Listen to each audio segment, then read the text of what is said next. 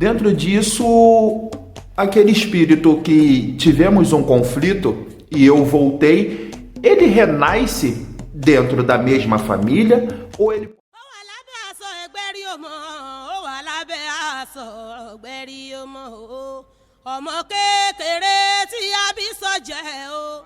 Mais um pouco adentro. Dentro disso, aquele espírito que tivemos um conflito e eu voltei, ele renasce dentro da mesma família, tipo como se fôssemos... Se aproximar de você. Aproximar, isso. Sim, esse ciclo acontece, é muito claro. Vou te explicar o porquê e como é que acontece. Vamos lá. Eu tenho um problema muito sério com meu irmão. Meu irmão é 2 anos mais novo que eu. As vozes da gente é muito igual. Só que nós falamos a mesma coisa de forma diferente. Somos filhos do mesmo pai, com a mesma mãe. E eu tenho uma terceira irmã. Uma segunda irmã, na verdade. Essa irmã é adotiva. Ela é mais a minha irmã do que o meu irmão de laço consanguíneo. E vou explicar o porquê. Às vezes acontece no meio da espiritualidade que você tem a necessidade de parir 2, 3 filhos. É uma necessidade para que esse bebê desça para a terra e compartilhe com você experiências e se melhore. O que é que aconteceu? Eu, na verdade, eu sou o segundo, eu não sou o primeiro.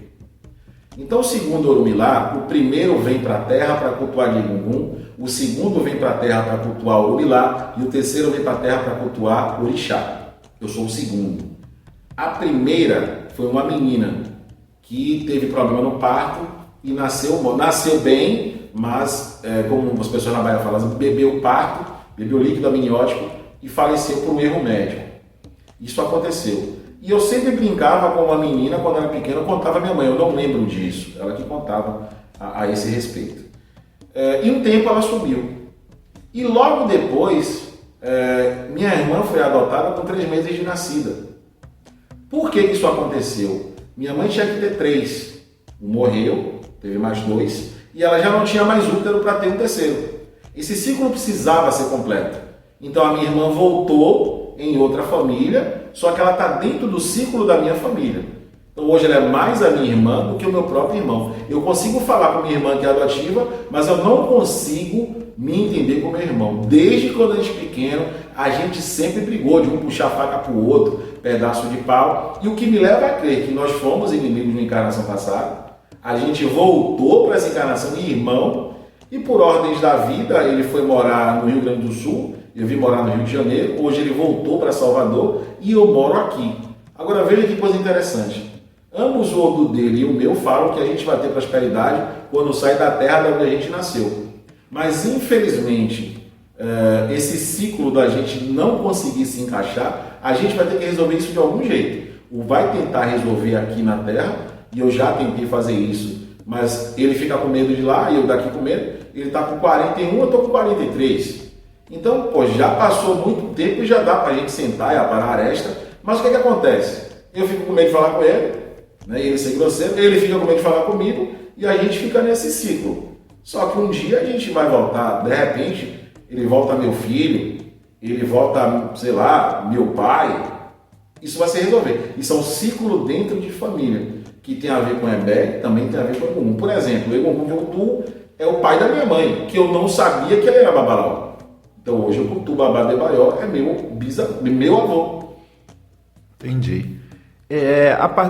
Dentro do culto do culto do Candomblé, da diáspora. Isso, da diáspora, vemos que as pessoas falam daquela forma.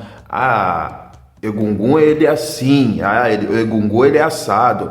E dentro do culto tradicional não temos essa visão. Como mesmo o senhor citou, ele é um seu parente próximo, ele é um antepassado seu. Porém, no culto da diáspora, dizem assim, o Egungun, se ele tocar em você, ele te queima. No culto tradicional, o Egungun, ele chega, ele te abraça, ele vai sentar, vai te aconselhar, ali com a família. Como o senhor consegue nos esclarecer melhor essa parte? Vamos lá, tem uma coisa muito bonita dentro do culto da diáspora, principalmente quando fala de Egungun. É uma coisa maravilhosa que eu acho que o Candomblé deveria ter.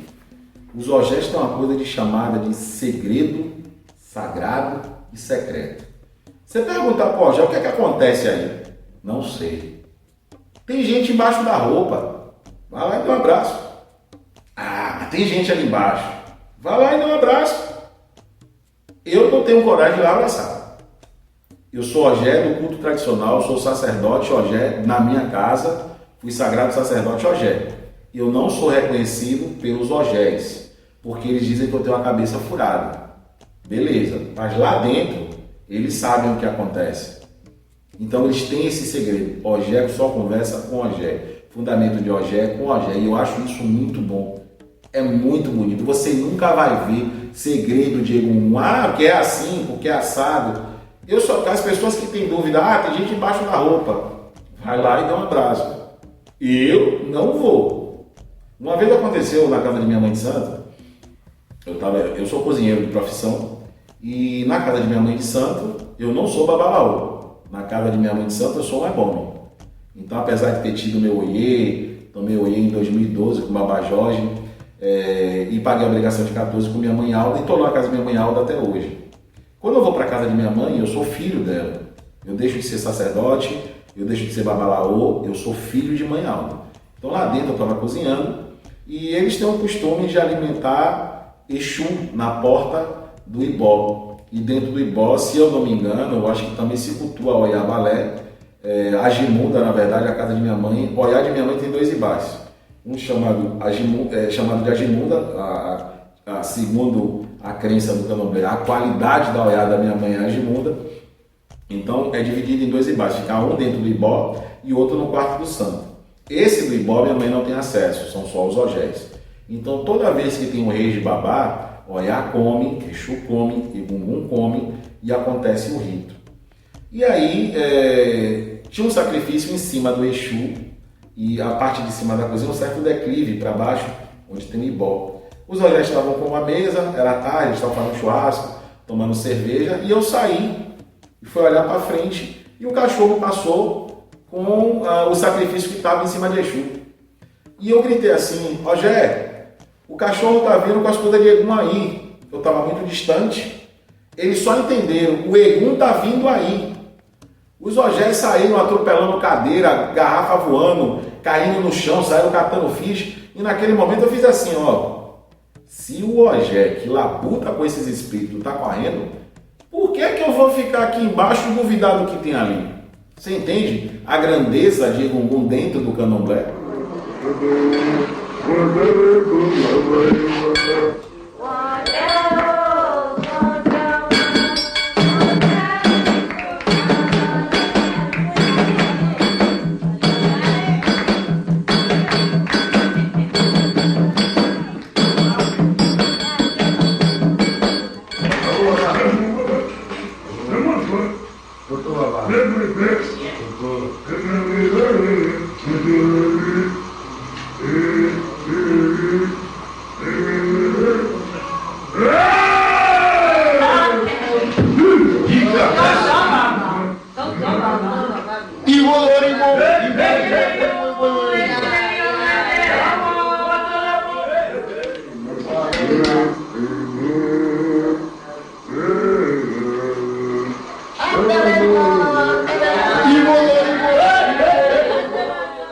De repente assim ele se invocou e procurou a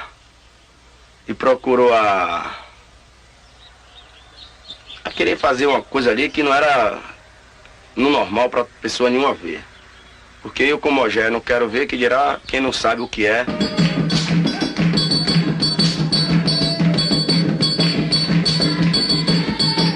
Ele se sentou, se abaixou, sentado na cadeira. Aí queria largar a roupa em cima da cadeira.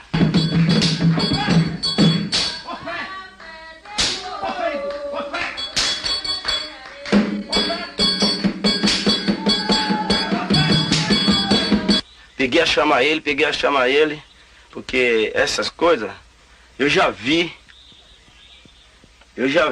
lá no barracão, aqui no Barro Vermelho, ele largar a roupa, deixar a roupa na cadeira e ir-se embora. E não foi muito mole para o pessoal.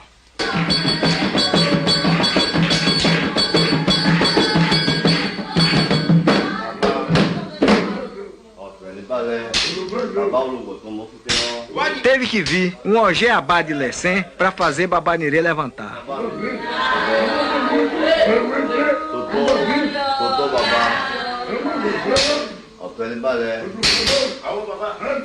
Se ele fosse embora ali, os meus companheiros iam me condenar. Só porque ia dizer logo, ó, você estava na sala, você é um ogé. Como é que você deixa um igual embora na sala, no meio de tanta gente?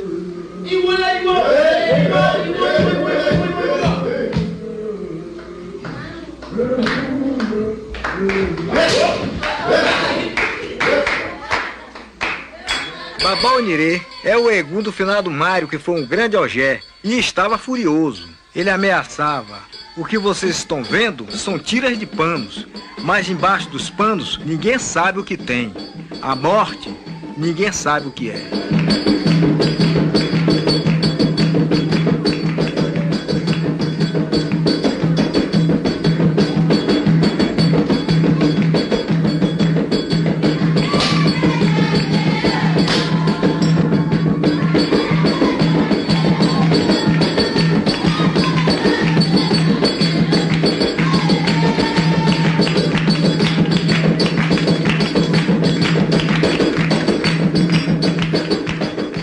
A noite estava pesada mesmo. Quando é assim, o pessoal fica com medo de acontecer alguma coisa e os amuinchãs não poderem controlar.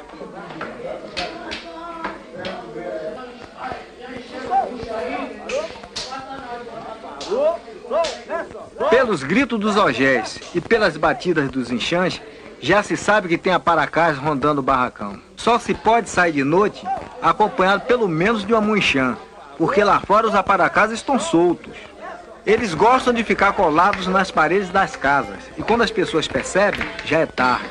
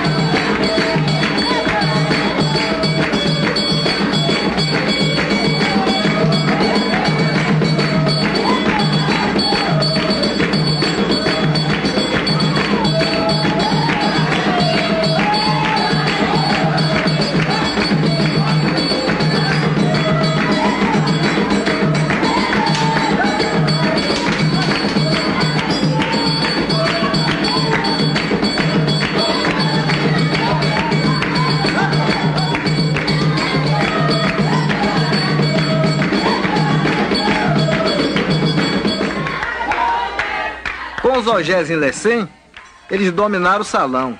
Até entraram no quarto onde tinha uma moça dormindo.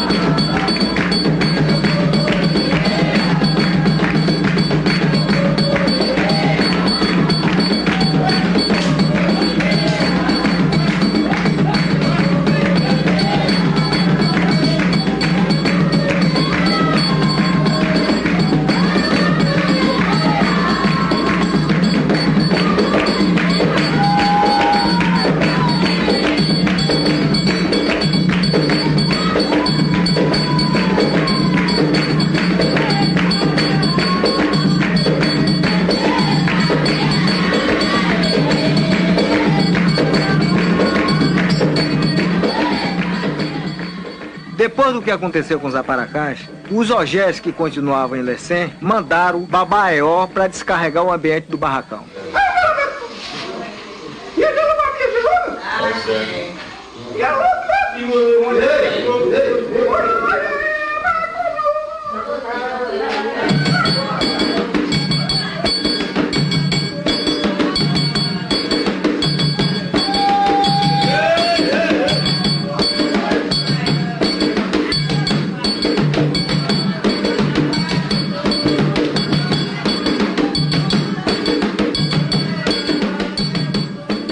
Babaeó mandou todo mundo sair acompanhado dos amunchãs para sacudir o corpo no pé de Onilé.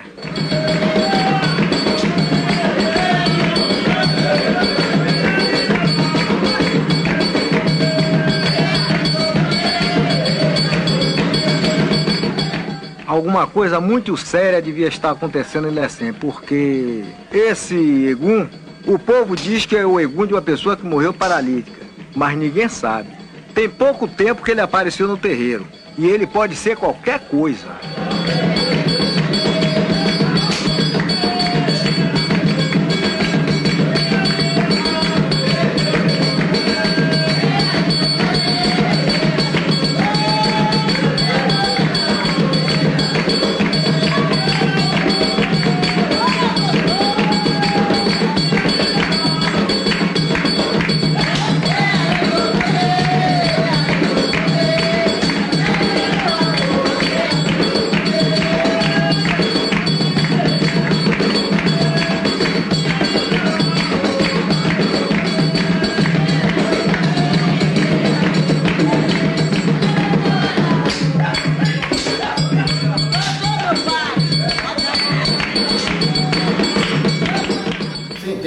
A grandeza de Egungun dentro do candomblé, que é a mesma grandeza que a gente tem no culto tradicional, a gente tem uma certa liberdade com o Egungun, mas não é essa liberdade de sentar, abraçar, dar beijo, não é bem por aí, né? Egungun sempre está acompanhado como ogé, porque às vezes o Egungun tem um recado e como ele não fala o português claro, ele precisa de alguém para traduzir aquela informação.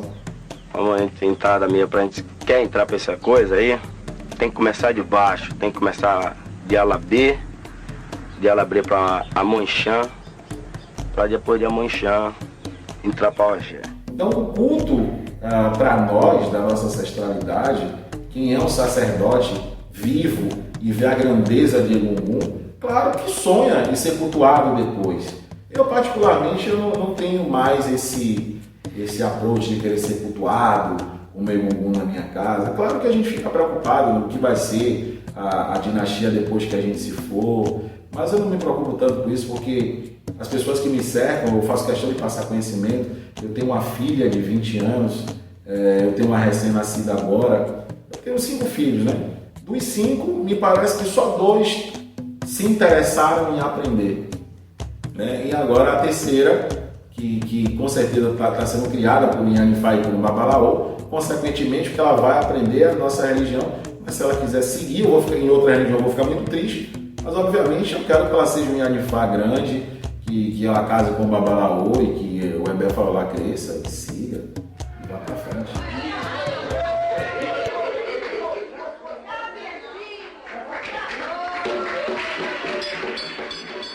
O que eu exatamente senti no dia da minha iniciação é uma coisa tão importante que é meio estranho dizer, que eu não vou morrer. Isso que eu senti. Senti que eu vou continuar, não vou morrer. Uma coisa estranha, né? Para uma pessoa que não tem nada a ver com a minha religião, não tem nada a ver com a minha seita, não tem base para entender o que nós fazemos. Isso me traz muito, sei lá, me traz muito orgulho.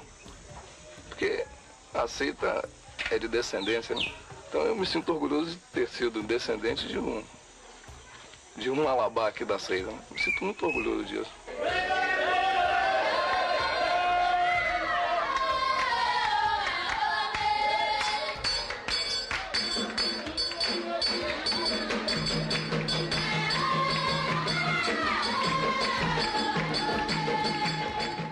Agora, um momento de uma confirmação de Ogé é uma experiência muito além daquilo que vocês estão pensando que é uma experiência grande. Dentro da nossa religião, ela é grande. O que pra gente é comum, pra vocês eu acredito que já seja grande. Imagina uma confirmação de Ogé, o que eu posso ter sentido, o que eu posso ter visto. Pô. Eu vi muitas coisas, vi coisas maravilhosas, pô, e que eu acredito que só um Ogé vê.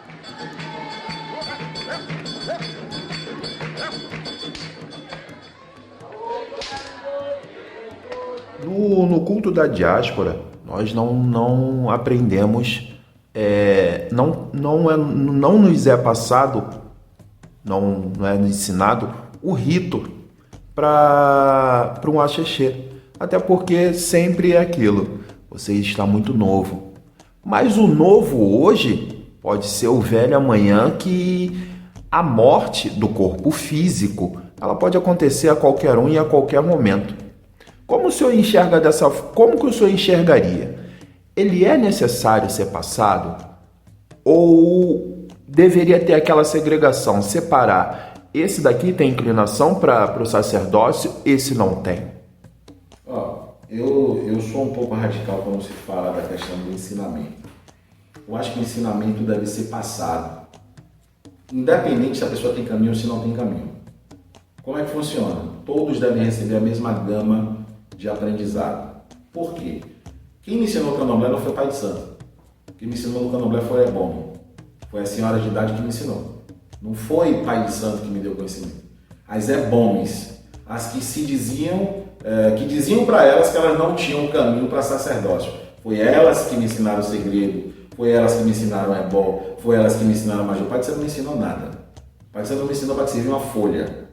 Foram as Equedes, foram Ebomes que me deram conhecimento. Mas, e aí nesse ponto eu vou concordar com você.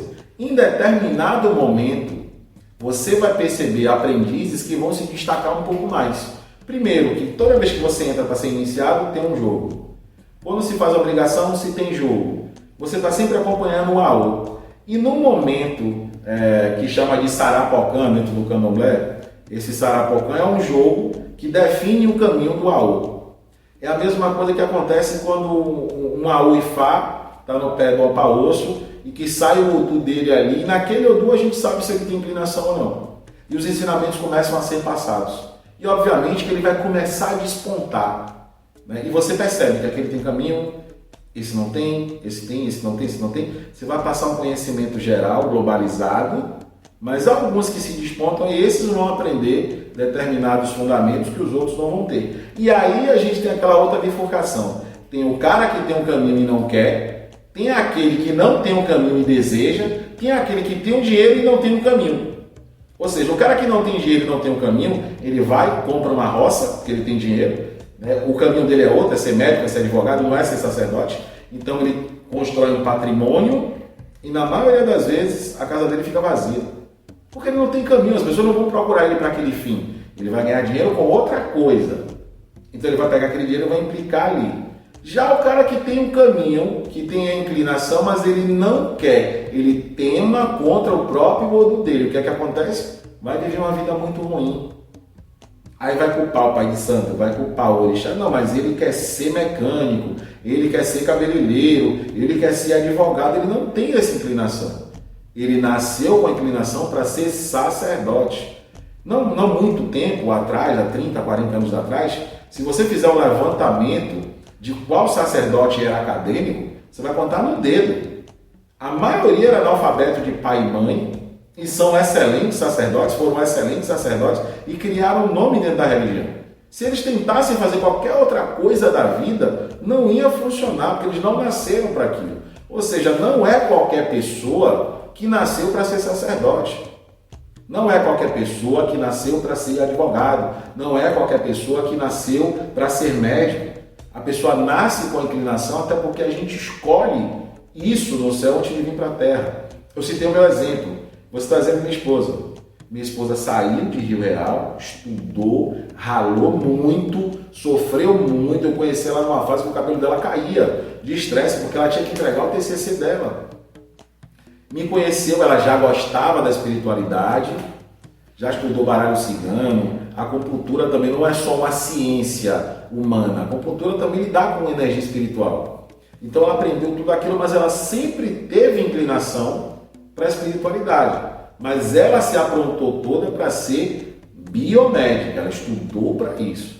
E não foi fácil para ela assimilar o processo do próprio Odu dela. E aí, quando ela foi se iniciar, saiu o primeiro Odu, o Oriofun. O Odu que fala de bênção, que a pessoa nasceu para ser abençoada. Então o Oriofun levou ela para o Ibodu. Quando ela saiu do Ibodu, foi Oxé-Ossá, o Odu da bruxaria. E nesse Odu fala que ela tinha que casar com o Babalaô. E se ela casou com o Babalaô, ela vai seguir o ritmo da vida do Babalaô. É o Odu de nascimento dela. Quando ela pega uma literatura para ler, para aprender, para tirar uma dúvida, para ela é muito mais fácil do que entender a própria biomedicina. É muito mais simples para ela pegar um livro de acupuntura e ler e entender e se espiritualizar com aquilo do que ela pegar um livro de biomedicina. É muito mais simples para ela pegar um Odu, sentar comigo, ler, perguntar, porque entra muito mais fácil na cabeça dela. Isso para ela é como se fosse uma operação natural. Para mim, se hoje eu tentar estudar qualquer outra coisa que não seja história, por exemplo, a história do orixá, a história da Nigéria, a história do Brasil, a história para mim é muito mais simples do que eu estudar uma matéria de exatas, por exemplo, um curso de exatas. Não funciona para mim. Então, tudo que para mim funciona de forma orgânica é tudo ligado à espiritualidade. Não adianta eu tentar fazer outra coisa. Eu estudei odontologia e minha cabeça estava nova. Mas eu queria ser um preto formado para ajudar as pessoas de candomblé. E aí o Babalaô falou para mim, não é esse o caminho da ajuda, o seu caminho é outro, é ligado à espiritualidade. E quando eu entendi isso, demorei tanto para entender isso, quando eu me encontrei com minha esposa, há 3 anos atrás, eu já estudava, né, a filosofia de Orumilá, eu já era iniciado, já tinha Oiê, e eu insistia, nessa época eu já estava trabalhando como entregador da Uber Eats e ralava muito. E eu tinha medo, porque todas as namoradas que eu tive, as esposas que eu tive, todas elas não me enquadravam como um ser social normal, porque eu era pai de santo. Elas não queriam se casar com o pai de santo, porque elas queriam estabilidade financeira, elas queriam um cara que bancasse a vida, o luxo, e eu nunca fui esse cara. A minha casa é grande, que é por orixá, eu me resumo ao meu quarto, a minha mesa de estudo e aos vídeos que eu faço, e para mim está de bom tamanho. Eu não sou o cara que quer um Land Rover, eu quero viver bem, eu quero ter boas pessoas do meu lado, e eu vivo isso. A religião, para mim, o que eu vivo hoje não é religião. Eu vivo uma filosofia, assim como o budista vive. O que eu ensino aqui é uma filosofia, não é uma religião. Entendi. Hoje no Brasil é comemorado o Dia dos Mortos. Mortos para aqueles que não são lembrados. E a partir desse momento me surge uma dúvida. A pessoa vai até o cemitério e ela vai lavar a sepultura daquele ente querido que ela julga se encontrar ali, os seus restos mortais. Seria possível, como o culto tradicional explica, aquele espírito daquele ente querido, ele se encontra ali, ou ele regressou para a casa dele e não aceitou se desprender? Como o culto tradicional explicaria e de qual forma seria melhor encaminhá-lo ou cultuá-lo? E se precisar de culto, se fosse uma mulher, como ela deveria agir? Boa pergunta. Bom, isso vai depender do credo que aquela pessoa tinha, do comportamento que ela teve na Terra. Vamos lá. Uma pessoa que se julga ou tem plena fé que ela é testemunha de Jeová. Qual o raciocínio dela? O homem nasce, cresce, vira testemunha de Jeová, morre e acabou. No dia do juízo final, Jeová vai mandar que um anjo toque uma trombeta e só os testemunhas de Jeová vão estar na nova terra. Essa é a crença deles. Então essas pessoas não estão ali. Elas estão em profundo sono. É a crença deles. Se você chegar para um budista e for para um túmulo de alguém e rezar o túmulo, primeiro que eles nem vão, porque eles sabem que a pessoa não está ali. Se aquela pessoa era budista, ela não está ali. Ela buscou o tempo inteiro o nirvana dela, o equilíbrio dela, a iluminação dela. Se essa pessoa for taoísta, ela não vai estar ali. Porque o tal está ligado em tudo, é a energia do todo. Se você perguntar para um espírita, aquela pessoa não está ali, entre aspas. Depende do comportamento dela, do medo que ela tinha de morrer, do que ela fez aqui na Terra. Se você perguntar para uma pessoa do culto a Ifá, eu vou te dizer, depende. Tire pelo catiço que você conhece. Caboclo, por exemplo.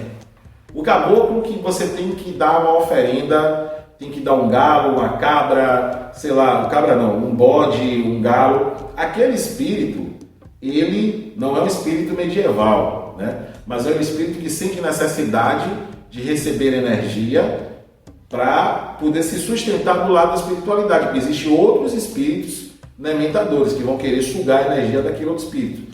Geralmente esse espírito está embaixo da sombra de um orixá, está protegido, porque o orixá é um espírito mais antigo, com a egrégora devastadoramente muito maior, é um espírito que recebe culto desde que o mundo é mundo. Um exemplo, Exu é o orixá com a egrégora mais expansiva do universo, que desde que o mundo é mundo se cultua Exu. As pessoas cortam no chão, galo, mel, leite. Na Europa se fazia isso, e se chamava de lá. Né?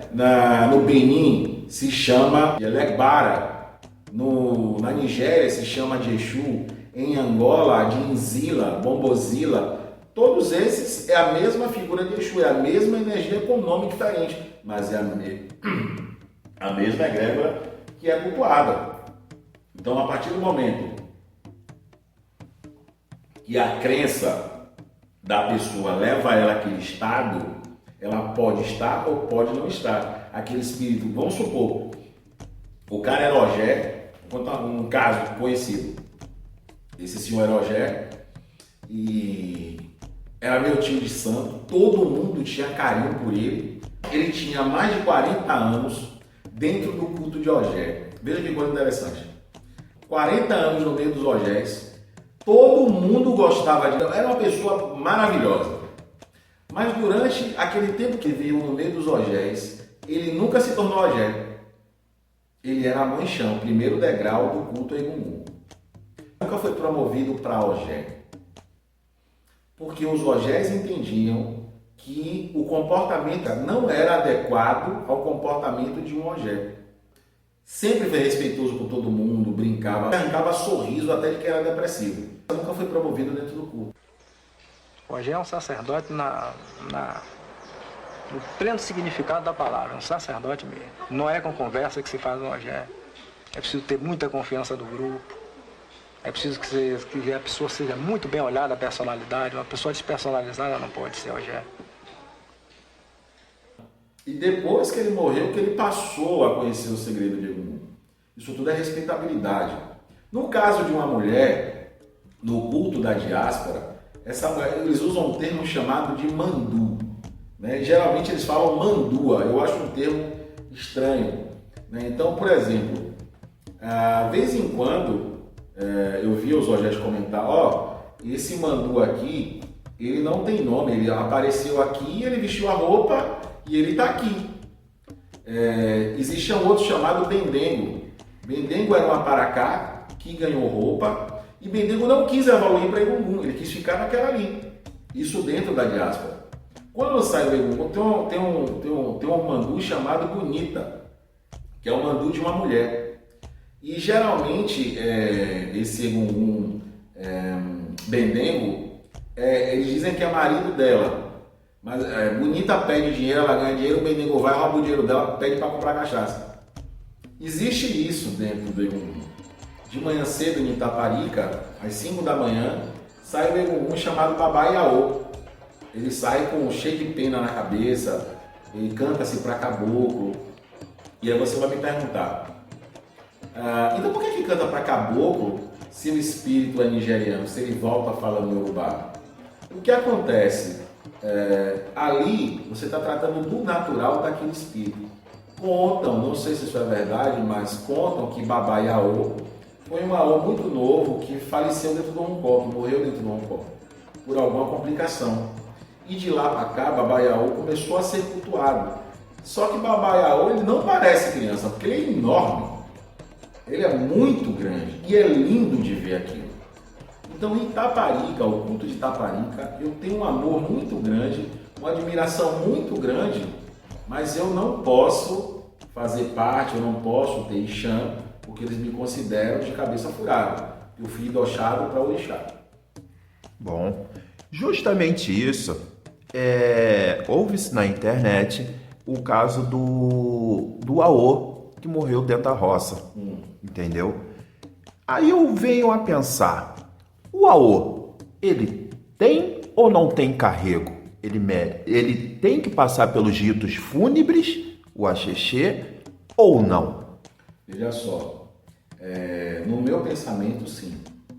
Porque a partir do momento que a pessoa faz ebó, ela faz eboxu, ela bota ebó em tudo quanto é lugar. Esses ebóis são ciências ofertadas àquelas energias da praia, do rio, da cachoeira, da estrada, da montanha, do chão, da porta do cemitério, de dentro da mata. Tudo são energias que futuramente aquele Aô vai se tornar um sacerdote e ele vai precisar acessar esses lugares para fazer ebó. Então, a partir do momento que ele está sendo adochado, todos esses ebóis são cartas de apresentação que aquele Aô está vivo sobre a terra.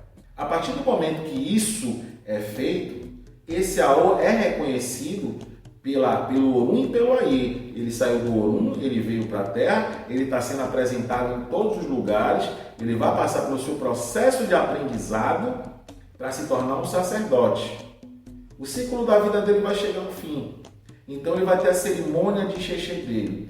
O Ixexê não é só a cerimônia que acontece no barracão com o corpo, não é o de 3 anos, não é só o de 7, o de 14, o de 21, não é só isso. O Ixexê começa na hora da morte do Aô. O candomblé tem um costume, o Aô morreu, o orixá dele é todo reduzido. Não tá, bota tudo no chão, cobre de branco, se enrola até que o sacerdote venha para as consultas desse final de ciclo.